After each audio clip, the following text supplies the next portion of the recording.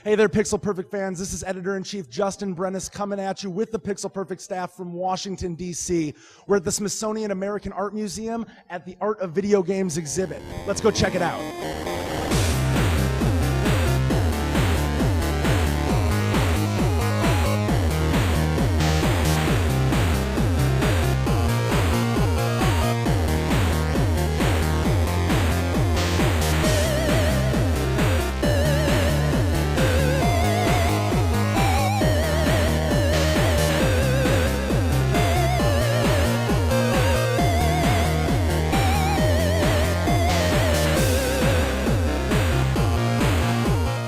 We're here in the first room of the exhibit where the focus is on the three different parts that make games art: the player, the game, and the artist.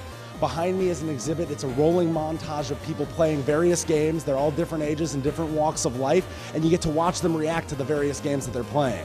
While you don't get to see what game it is they're playing, that's not really the focus so much as it is that games can evoke that kind of emotion from each gamer at a different level.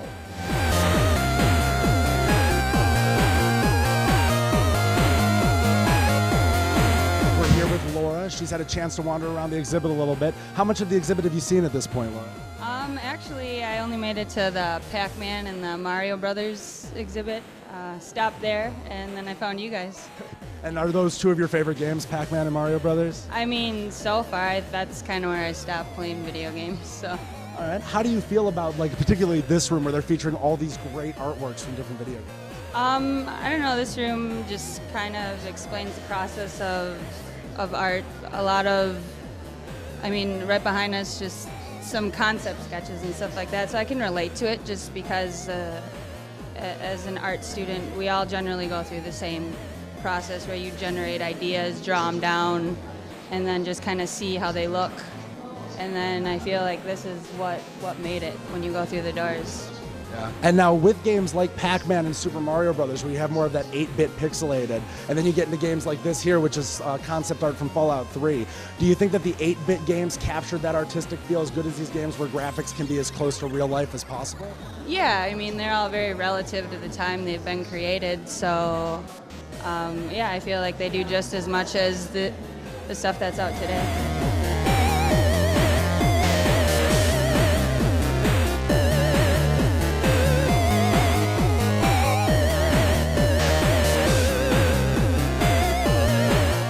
We're here in the second room of the Art of Video Games exhibit. This room is the interactive room where you have a chance to play 5 games from over the history of video games: Pac-Man, Super Mario Brothers, The Secret of Monkey Island, Myst, and Flower. Behind me, people are rolling into the exhibit and trying out Super Mario Brothers. If you really want to get a handle for video games, this is the room to do it in.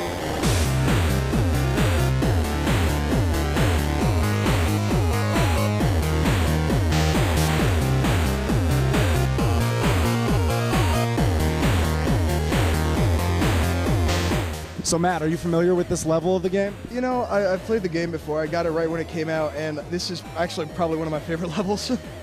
What feelings do you get when you play Flower? What does it evoke from you as an artistic game? You know, I'm usually not really that mushy, but this sort of thing is it's really surreal and just kind of, look at that. That is just beautiful. It's a game you really experience, and I absolutely love it. I'm so glad I get to play it again.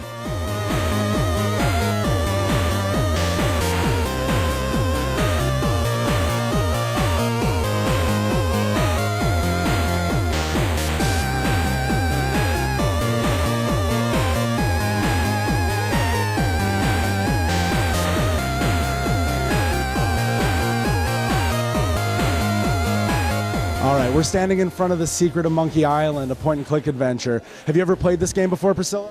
Never. Never? What kind of games do you normally play? I play Nintendo, like Mario. Like Mario? All right, what do you think of point-and-click adventures like this? This game's from a pretty long time ago. It's cool. It's cool. It's cool. What do you like most about it so far? That I can control where he walks. What do you think of the graphics? Is the graphic quality pretty good considering how old of a game it might be? Yeah, it's still good. It's really good for it to be really old. Now, could you see yourself playing a game like this on a regular basis, a point-and-click adventure game like this? No. No, it's not for you? No.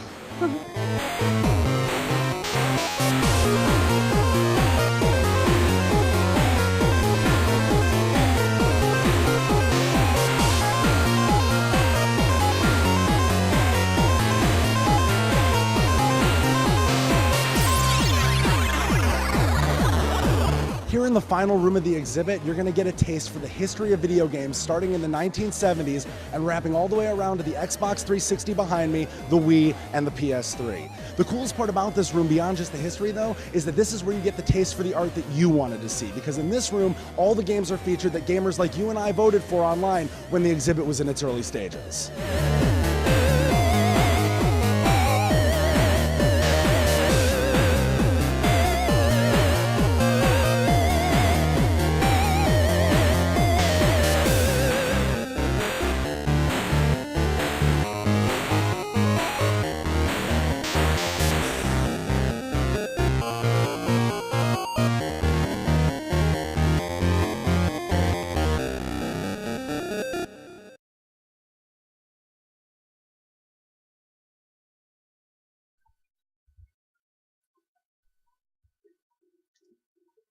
All right, Pixel Perfect fans, it's been a crazy weekend full of video games and history and art and celebrities and all kinds of crazy fun. But it's 3 a.m. and it's time to go to bed. So we'll be seeing you. Just stay tuned to Pixel Perfect for all your video game needs. Night.